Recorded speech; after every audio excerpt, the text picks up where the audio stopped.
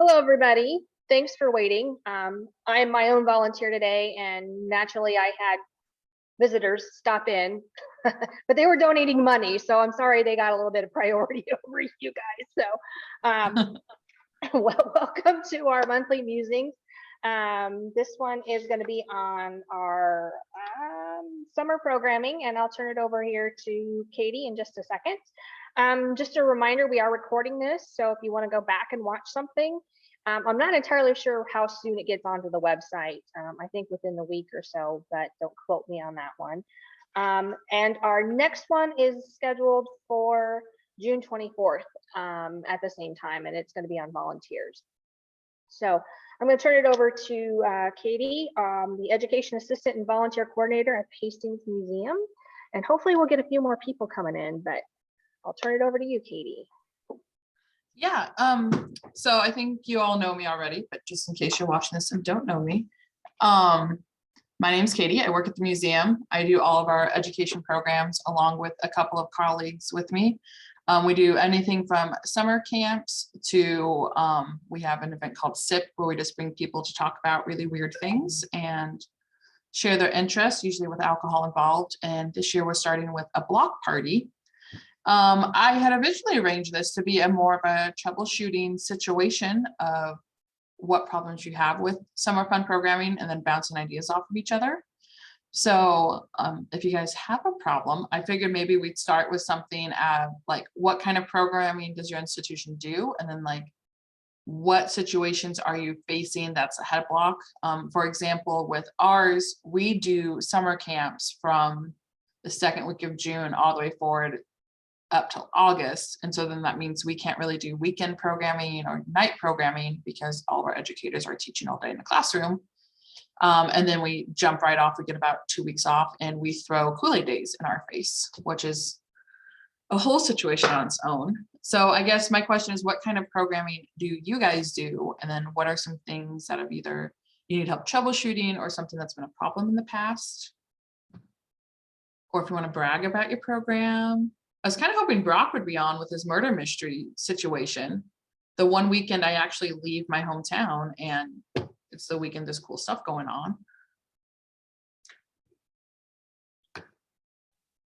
So Sherry or Tammy, do you guys have any summer programming that you'd like to share, or?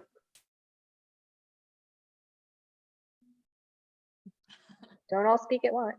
I will say we haven't gotten back into the swing of summer programming. We just have never really done a lot of it. We sort of piggyback. Our local public school has a kids summer institute, and so we usually try to do a couple of programs with them, and that way all we have to do is just say we're going to do a program, and then they take care of the promotion and the registration, and we just don't, we just wait for the kids to show up. But other than that, we haven't, like I said, we haven't gotten back into the swing of doing things like that just yet.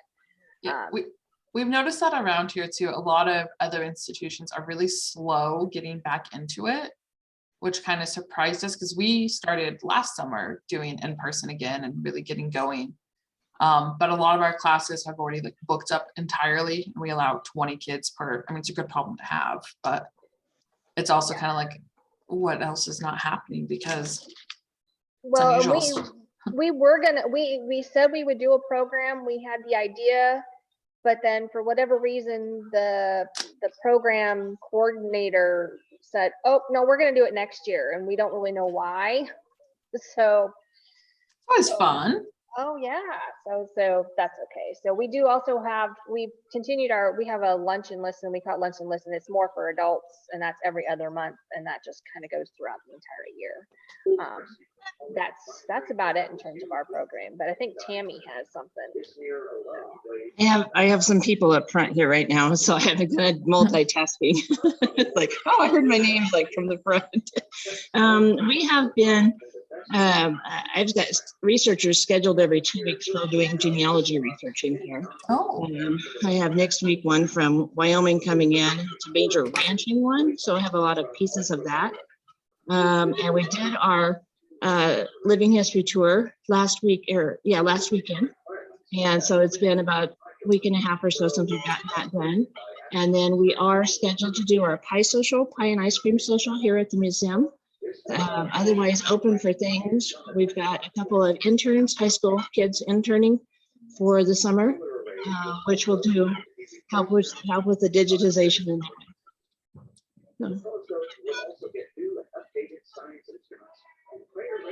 Otherwise, I don't have a huge, and we do have humanities speakers coming in that way. So Yeah, most of our stuff is pretty much just camps, and then those tend to be preschool through 6th grade, depending on what the topic is. I'd say one of our main issues is we're finding topics that 20-some kids are interested in that still ties back with our mission, or it still makes sense for us to do. Like if they'll all come back with, we want to do coding. That's great. I'm lucky to turn my computer on and off. Like, I'm a poor excuse of a millennial. This is not my forte. But like, we find ways, like we have a movie making thing where they work with our tablets now, and then we're going to make a big iMovie with it. So that's one way we've worked around it. We have also found, we have a Lego exhibit right now, or Lego bricks, it's not Legos. And that's just naturally pulled kids in, which is really nice for us.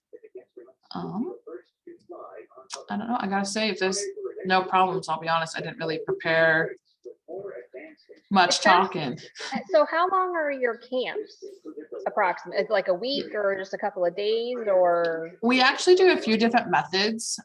So we have our baseline camp would be 2 hours. In June, they're all in the afternoon. In July, they're all in the morning. And that's just to compete against our local BBSs. We don't want to be at the same time as them. So we do the opposite shift of what the Bible camps are doing. We do have a couple all-day camps. Those we start at 2nd grade and above. Kindergartners and 1st graders don't want to listen to me for 6 hours, nor should they. But sometimes we do run into the issue then of parents can't arrange for drop off or pickup because it ends during the day. So we try to make it where if they drop it off, hopefully it's before they're going to work, or pickups at lunchtime, and then they can drop off at lunchtime. So hopefully it's only one ask they have to do their employer. But usually our camps are going to be 2 hours for a week. And like I said, a few of them will be all day. And a lot of our all-day camps, we actually ask guest presenters to come in. We have a local teacher who not only does a scholarship for our camps, but will also like to teach one of the classes. And just with her schedule, an all-day class works terrific for her. And then that's one less camp we have to do. So we're all for it. I mean, this year she even brought in her daughter, who's an art teacher around here. Yeah, we do try to do a range. Like right now we have Legos. So one of the Lego camps is all week long, 2 hours a day. And then we have 2 all-day Lego camps. So altogether we'll have 60-some kids very into Legos. But yeah, that's pretty much how our formats go. We don't do weekend camps. Only one of our camps goes off-site. We team up with Prairie Loft, which is an education center that's like just down the road from us essentially. And we try to do programming with them. We're trying something new with teaming up with our library this summer with their reading program. It just kind of makes sense for us to do something that's ocean theme. We have giant sea monsters hanging from our light well. So I mean, that time it made sense. But yeah, those are some of the things we're doing. That sounds a lot like what the Kids Summer Institute program is for around here, because it's more, it's a lady from our, like I said, our public school, but it's open to any kids.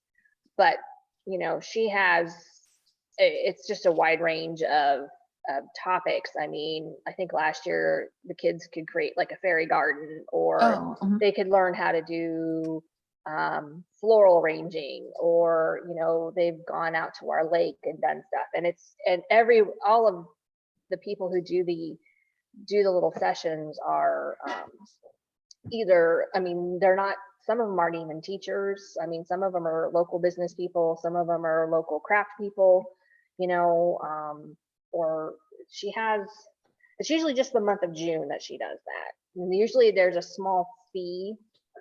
It's depending on what's all involved in the, like in the session, she calls them sessions. So like if there's a little you know, like if they're making the fairy garden or whatever, you know, there's a little fee to get the little whatevers. So that sounds a lot like, very similar to what you do, only it's more broad. Rather not, doesn't have to fit a mission statement like, you know, we Right. do. So that's we've run into that too, is trying to figure out, okay, so we want to do something on, I think several years ago we did one on bees, and it's like, okay, how do we tie this to, you know, well, there were a few people that kept bees in Saunders County, so we'll tie it to this point. It's, some of it's a little tenuous, but it's just okay. Yeah, we definitely look out where at the Hastings Museum, we have history and science. So if we can connect it to one of those two things. Albert was a little bit of a hoarder, so there's probably something on display with it. I mean, my classes alone, we go from investigative science to animals to going into space camp. I mean, we luck out in that sense. I should probably mention our fees too. So like we have a camp fee that our art camps cost more, just because supply tends to cost more. But we do offer a scholarship if they're on free and reduced lunch. And they just have to tell us that they're on it. I want to say someone checks with the school. I'll be honest, I don't know how that part works. And then we have the Ashley Kulwicki Foundation that will sponsor one camp per child. Unfortunately, we had, before COVID, a lot of kids would sign up, the class would get paid for, and then they wouldn't show up. So now that we do require a small donation from the family of like, I think we say they had to pay a third of the class cost or something. So it's like $5-10 for the week-long class, and then we cover the rest. And we haven't really had a problem since. I think we just had like a fluke of a year that one year. Yeah, we haven't really heard too much about our pricing. I think our most expensive camps 50 or 55. And again, those are our art camps. And we always make it a goal that they get to take something home each day. We have what we call fridge work and then like worthwhile work, where we hope they keep it a little bit longer than the fridge duration. But yeah. Yeah, I think yes, we're a history museum, but we have, you know, Wahoo has its 5 famous men, and so we can branch off of what they were associated with, you know. So George Beadle was a Nobel-winning scientist, and so we could do science stuff. We've never actually done science because finding somebody to do science, I'm not a science brain, so that would, you know, finding somebody to do that would be interesting. But you know, C.W. Anderson was an author, an artist, and you know, and there's my phone. Anybody else?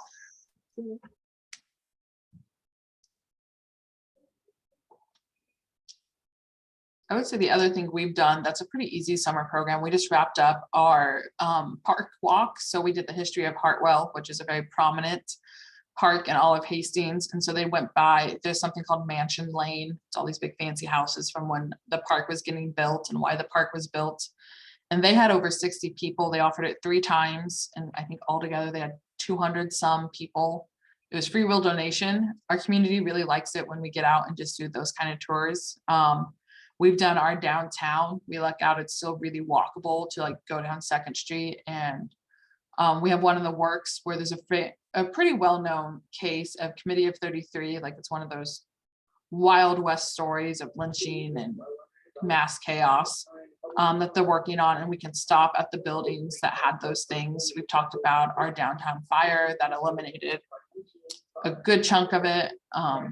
And those ones always do really well. It is a lot of research to do those, but it's always, we usually have a 1-up because it's local history and we tend to have that, we can tie that personal factor in. So that's a really easy kind of summer program. And what's great is it's something you can offer many times and you're going to get new people coming in that want to do it. When we do those, we try to do a weekend, a weekday, and a nighttime.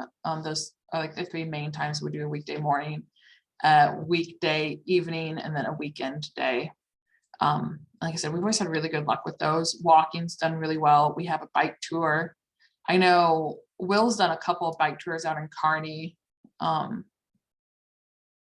can't remember his topics. One of them had to do with the women of Kearney, I think, or something off of the women theme. But I think he said his has always done really well. Definitely invest in a good microphone for those. or you will have no voice at the end. We learned that one the hard way a little bit.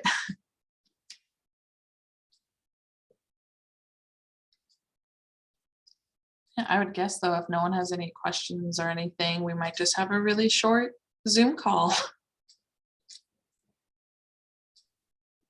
So Sherry, do you guys do anything up at Platte County? I just got your, I know you have programs quite often based on your newsletter that I just recently got, so.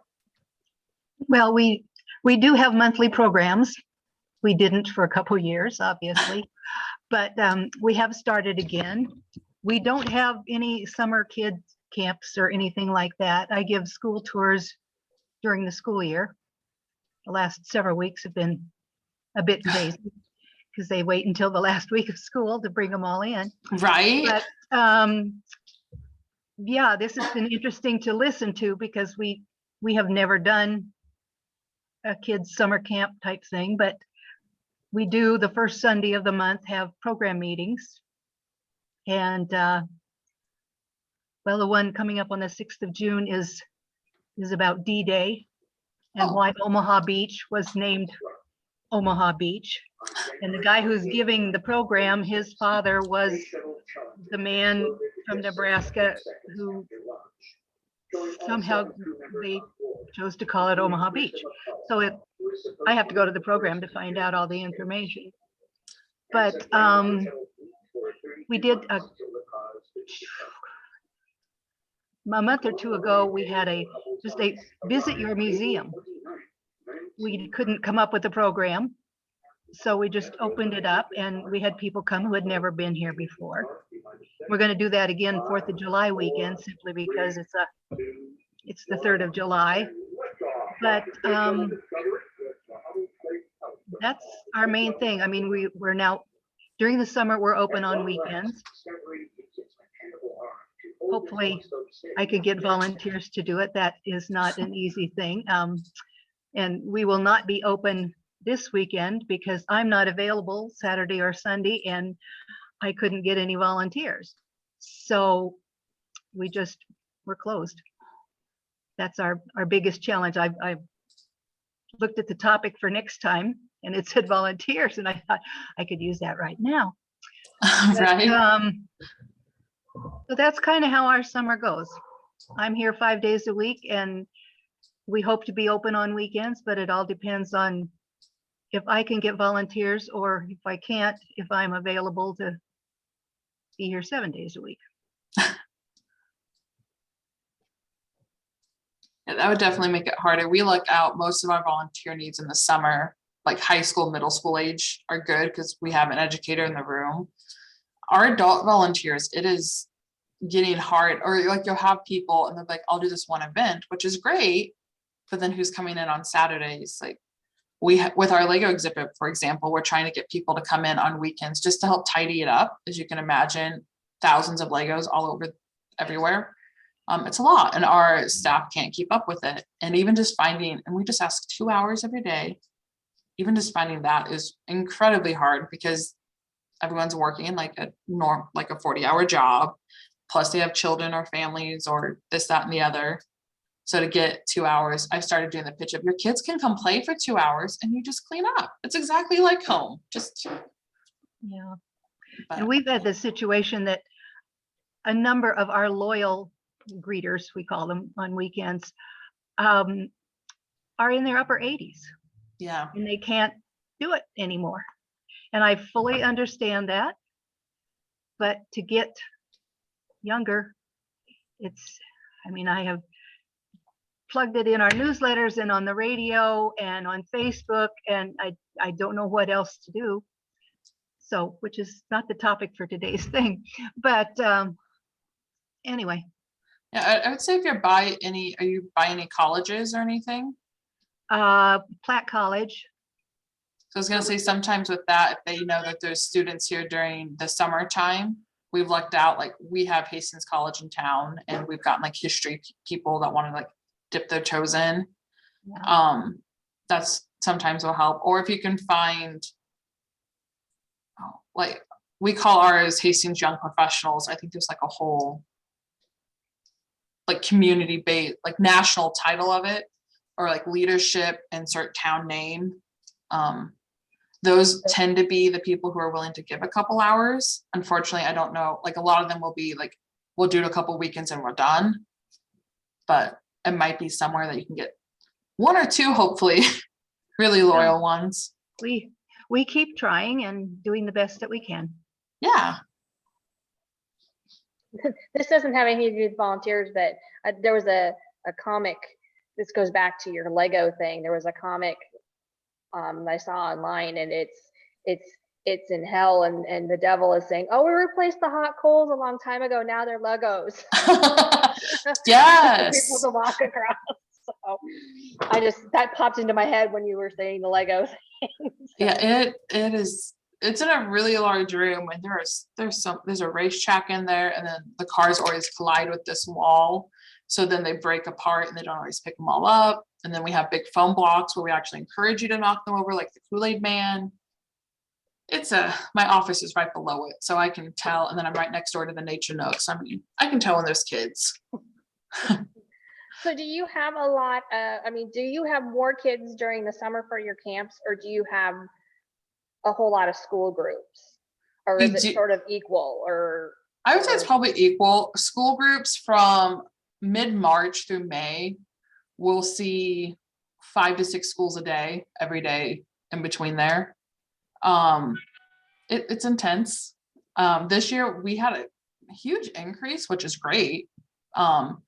We had some schools from like Colorado coming all the way out because their planetarium wasn't open. Like, well, you can come see my stars, that's fine.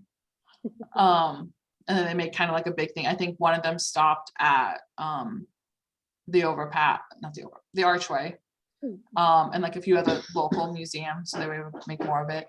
And then in the summer, so we do it K-6, but to be blunt, like the first graders you have in your first camp are the first graders you're going to have like all summer long. Like by the end of the summer, you know your class pretty well. There's a few kids that change in and out, but it's always those families that are like, yes, they should do something educational in their day, come in, and you get a lot of siblings too, which always makes it fun. But yeah, I would say it's pretty busy. We are one of the only places that does summer camps. Like this, the Y does a couple of sports camps, and there's a few people that would do an art camp. And then our children's museum, but they stop at like kindergarten level. So there's not really much if you're above that. So thankfully we have a natural funnel of kids just wanting to do camps, and we're one of the few places that do them all summer. Yeah, it is a big, I think I have, here, I got my class list. Let's see how many we do. We have 1, 2,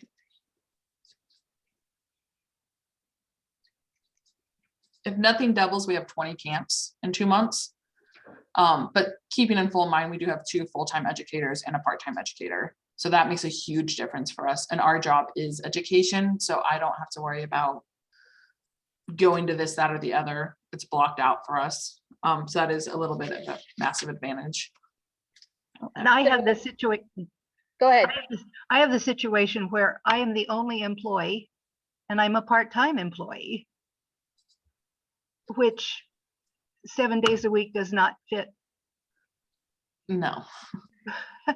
No, I try to have a life outside of this, and it becomes a problem. And to do the regular things that I have to do and regular visitors, and then have a kids camp at the same time,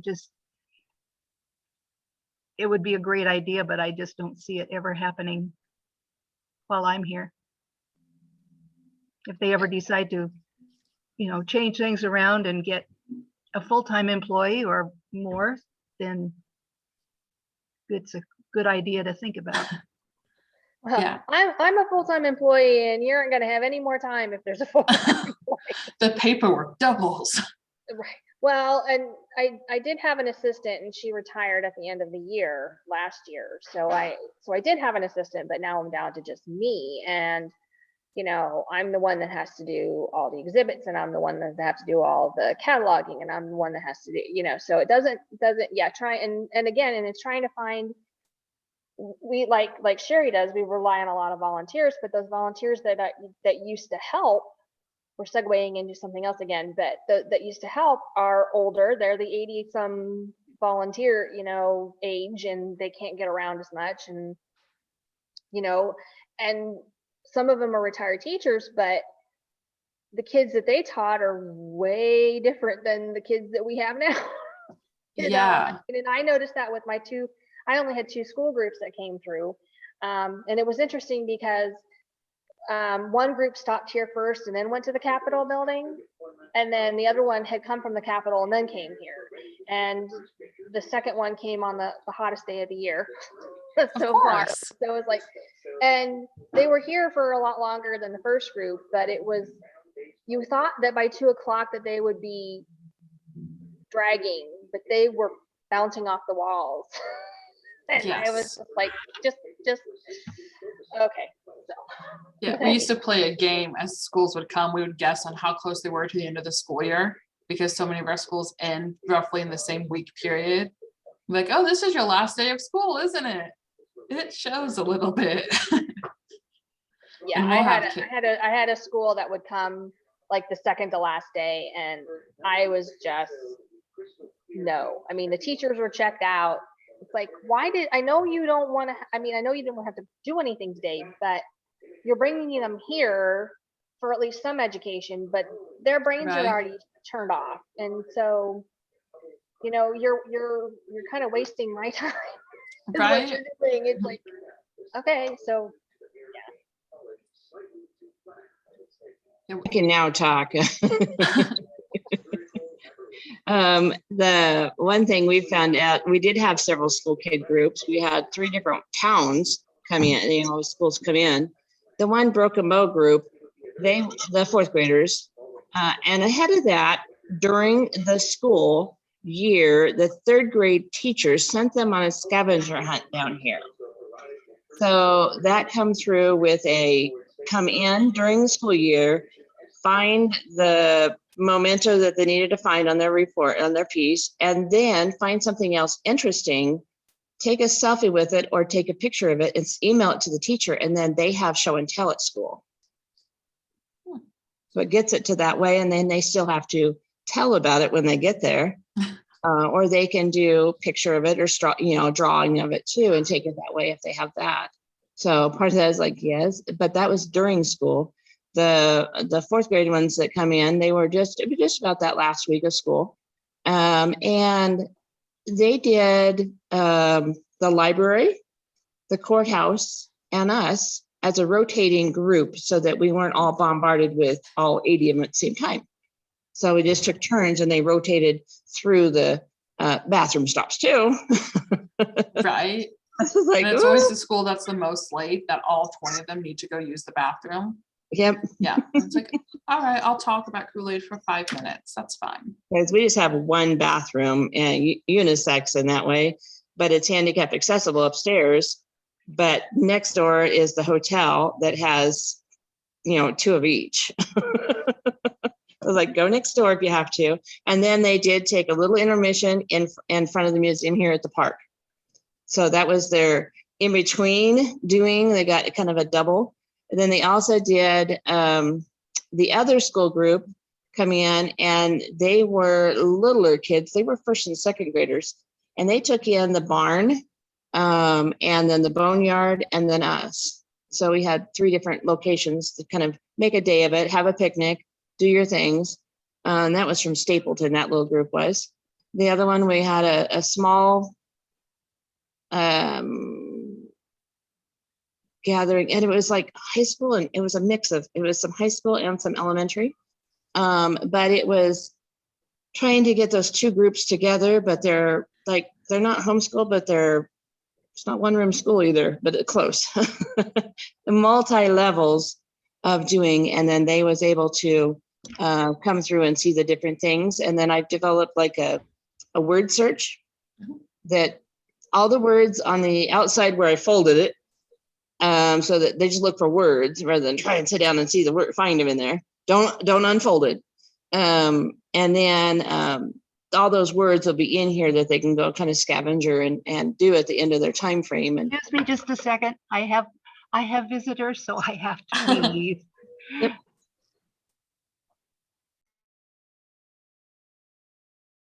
Yes, visitors are more important. yeah, it's like, oh yes, I had a donation this morning of a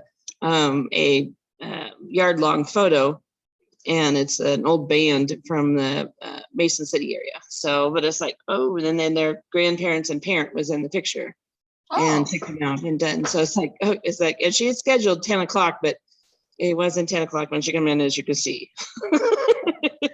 So here's a question for both of you guys. How do you promote your programs? I'm not just your summer camps, but also your school, your tours. I mean, do they just know that they can come, or do you send something out, or how do you get them to come in? Because, for years I have emailed and mailed like our local schools, and even our local schools don't come anymore for whatever reason. And I don't charge anything for like a school group, and so they really don't have any reason why they can't come unless it's something that I just don't know about.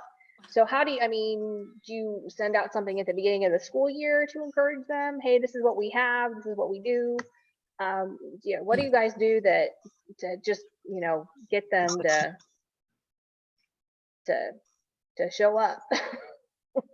Yeah, so at ours, we have an ed brochure that will have all of our planetarium shows, all of our school programs. And we specifically don't send it out in August just because they're getting everything else thrown at them. And so we'll do it in September. And we asked it to go directly to the students. So we were at first just not to the students, to the teachers. At first we were just sending it to admin, hoping like it would make its way.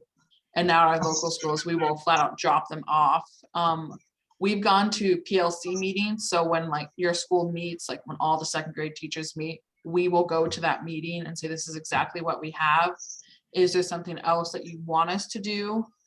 And we've done that for our Hastings Public. And then for Adams Central, my kid goes there. So, and it's a small country school. So I just go like, what do you want from me? And we luck out that we'll have, for example, for Adams Central, we see kindergarten all the way through 5th grade. They come every year and do something. Oddly enough, our local schools, we had a time where like none of them were coming, and it's the same situation. They're free. So I'm like, I can literally see your school from here. So even if you don't have a bus, what? But this year they came, we just started doing a Hastings history class. Not really sure why it took us this long to do it, but we're finally doing it. And that got almost every 3rd grade in. My guess would be, so 3rd grade's local history. I assume both of your institutions probably have like a local history cluster. I would probably start there with getting your schools in, target those specific teachers, seeing if they have a bike day, a walk day, a local day. And that will help out too, because usually it's a rotation, like you guys were saying. So they're going to go do 3, like ours will come, they'll do Hastings history, they'll do a Kool-Aid class. They'll check out the cemetery behind the museum, and then they bike all down 2nd Street, our main road, and see all those buildings. And we luck out in our class, if we get them first, we show them a lot of those buildings of then versus now. So then they have a handout when they go down there, and the kids think it's really cool. I'd be like, you know where you get your sandwich from? That used to be a jail. And here's this case that happened there. And I also get very animated in these programs because I think local history is the coolest thing ever. I will nerd out the whole time. It's fine. A lot of staff members joke that they know where I am in the building because they can hear me from the light well where I'm at. You just gotta be excited. Yeah. We don't do like a brochure or put it out, but the 3rd grade teacher brings in the parent and the kid. Mm-hmm. And then that kind of spurs on another. And then the next year they come as 4th grade as that local piece. But our returning of that, the 4th grade always comes down as a local stop. And they've done that for many, many years. But that is it expanded out to these other little schools and these other pieces kind of coming. I think at one time I had an Ogallala school come in, which is a 2-hour drive. So like, well, Stapleton has just a short drive across, and they've been doing different grades coming in as a pair and then do that, but it's not reach out. But that third grade group, the teacher I have taken, she asked if that we could bring the sod house picture program we have, because they were working on housing and clay models. Oh, okay. That worked into that is the sod house picture looks like a clay model. They could get the structure, not the history of it, but the structure of it. So picking different, shaped ones was the odd part of that one. Not looking at the history part of it, the shape part of it, and what happened in that building, whatever. But it's like, no, the shape of it.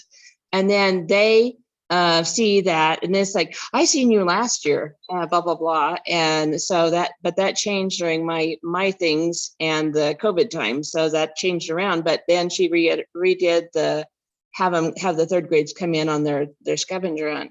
So she now does the program, the pictures doing, but that the teacher of that way to get them into there and then involve them in a history project or kind of something. And she did go with her kid and her mom and her cousin, her nephew, on the living history tour.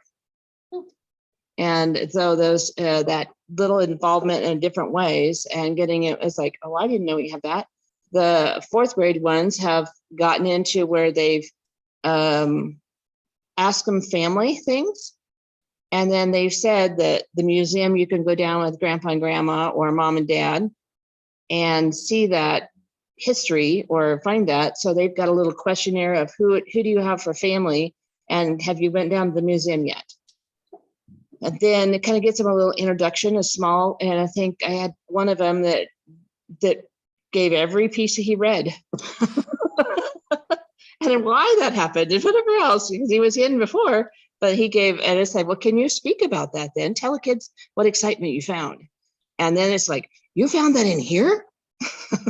So it's just that little connect, pieces, but we don't put a word, a big spill out there, but they do the high school, and I haven't quite got to the age wise, the kids that have come in at 3rd and 4th grade are the high school interns yet, but it's getting close. I think next year I don't think they're this year's kids that'll come in for grouping as that started, but then offer them a volunteer things for National Honor Society or that ways. I sure tell them when they're in here that that's something later on to think about and doing. And some of them will say, I'm here for National Honor Society. So I have had a couple of those come in from that little piece, but they're doing some pop in and do some hours. But getting the word out there, I haven't really published that, but getting a hold of the teacher groups. That I like Katie's idea on that going to their meeting and asking if they would do, and giving them what you have. And a lot of places we found out too, like we're obviously known as the Kool-Aid Museum. That's kind of a big thing, but they didn't realize like, no, we're going to talk about this standard, this standard, and this standard as well. Like it's not just here's a cup of sugar or go have fun. So building that report, and that did take a couple of years. Unfortunately, we started that and then COVID came. And last year was just not a stellar school season for us. We even tried virtual, but areas around here, I think, are just very over virtual, which is fine. I rather talk to humans in person than 20 kids I can't see. But yeah, I think that's been our biggest, and I understand we are obviously different. We have a planetarium, a movie theater, and 3 floors of a hoarder's obsession. But yeah, definitely looking at your materials, like getting them into your schools. And then sometimes too, they don't realize like you can share a story of something in your town and it, like, for example, like I think you said your 5-minute vlog or whatever men, like sharing their story and then be like, you don't have to know everything about them. I will do it for you. But yeah, we get a lot of, oh, go ahead. No, I think one of our, I don't want to say attitudes is that, well, you're here in town, so you can come anytime you want. Whereas we're so close to Lincoln and Omaha, let's take them to Lincoln and Omaha and visit what's there, rather than, let them come here on their own time, And so you know, I did have this past weekend, they had to have been 10, 11, 12 in that age range. We have a geocache on our museum grounds. And they came in and asked about it. And so I helped them with that. And what I was really impressed with it was just how polite they were. You know, they were, you know, and in fact, I helped them how to get it. And I let then I let them, you know, do whatever. And then they poked their heads in and said, thank you. And I was so impressed with the fact that these were like 10 or 11-year-olds and they said, thank you, because other ones just would, you know, not. And I think this year's kids, all of the different kids they were more polite than some other years or unruly, whatever, but they were just mellow doing and acquisitive, but waited their turn, raised their hand, did that part of it and said thank you and done. So yeah. Sherry. Oh, unmute. You're muted.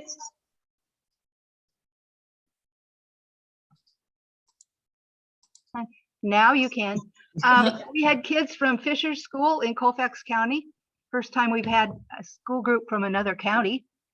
And then they all drew pictures about what they liked and everything and sent us we occasionally get this from groups, but this was neat that this was their first visit here and they loved it. So now I got somebody else I got to take care of, but yes, you made it. It's always interesting to see what part they like the most when they have to do their little thank you cards.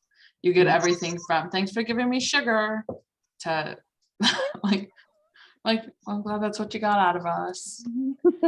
Well, And they've done little thank yous like Karr's out of ours, and they'll pick different things, and it's like they really did look. Or yeah, it's pretty general. I adjusted my tours this year. In fact, both of my school groups were not from the county, but they were from adjacent counties. And I adjusted my tour kind of based on what I learned at the conference this year. And so I walked into our, you know, we have a campus, you know, we have a house, a school, a church, we have a whole bunch of stuff. And so we went into the schoolhouse and I just asked the simple question of what do you know about one-room schoolhouses? And then they took it from there. And I never once even said a thing about the history of that schoolhouse.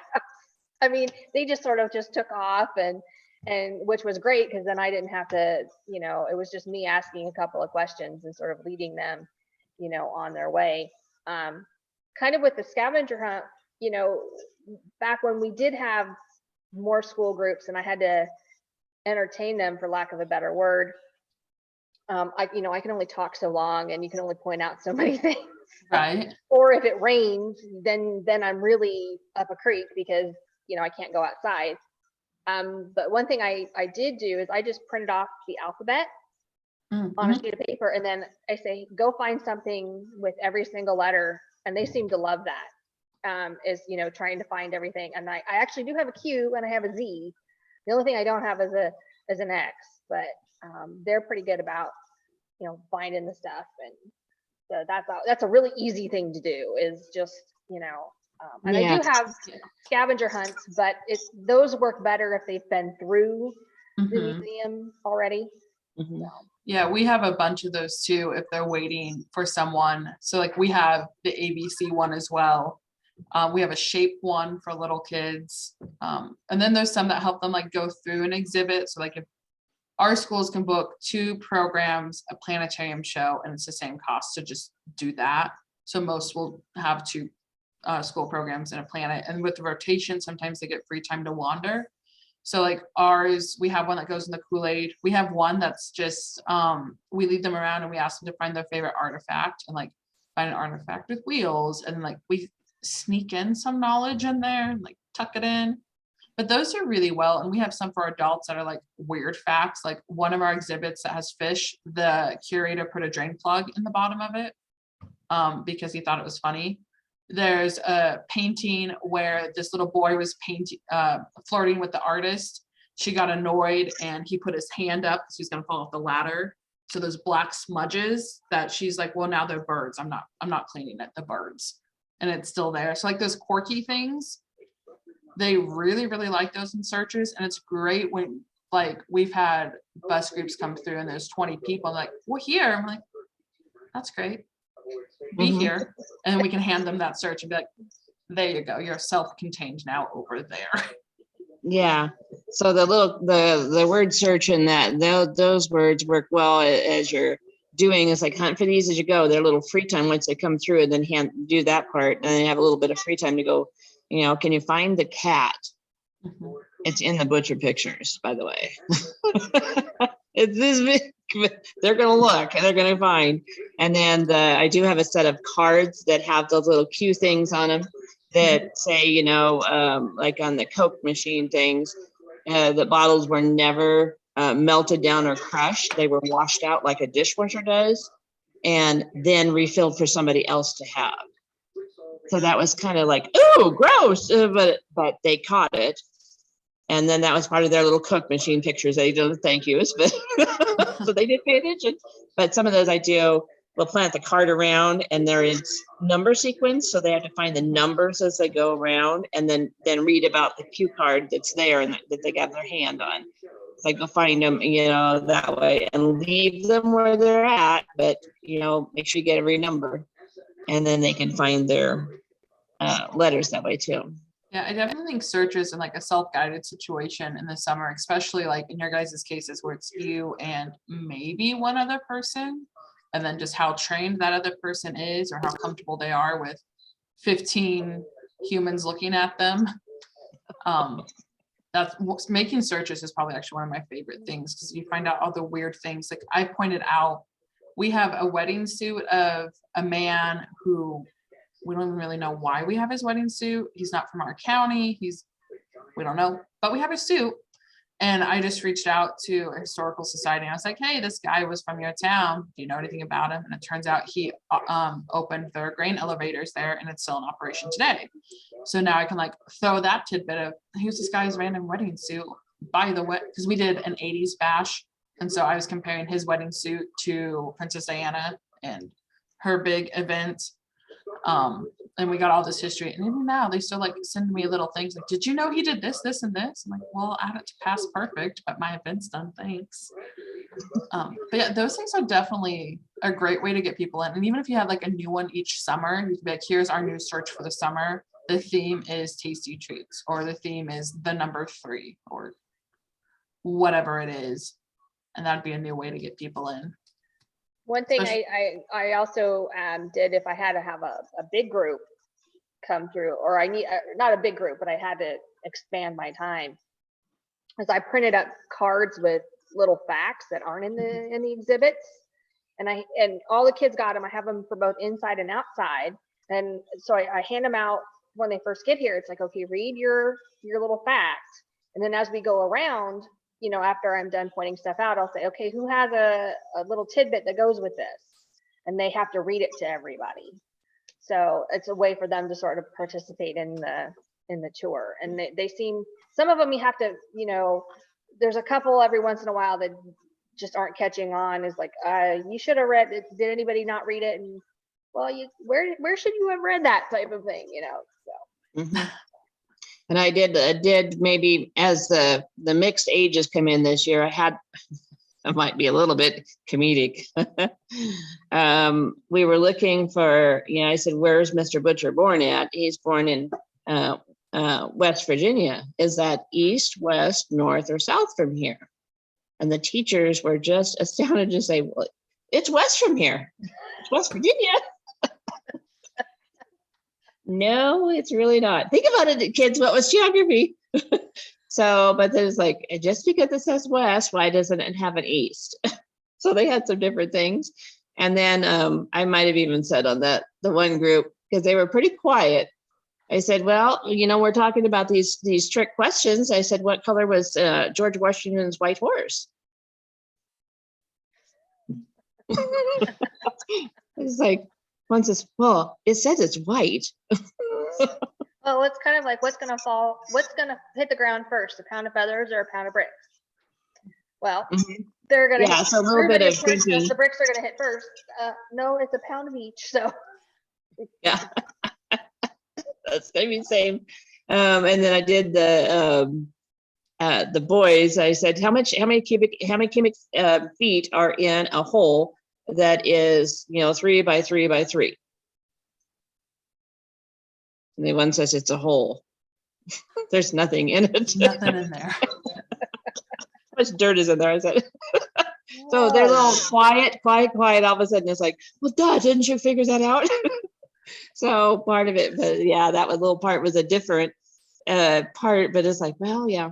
But the scavenger one seems to do well for just, their extra time, but getting the word out to who does, I'll probably try coming to the teachers in that board type thing, like that, their general meeting, and say, hey, any of this can happen. So. Yeah, and especially too, like right now they're doing in-service. So even just asking if you can have 5 minutes of in-service time to be like, here's what we can do for you. Get the name out there.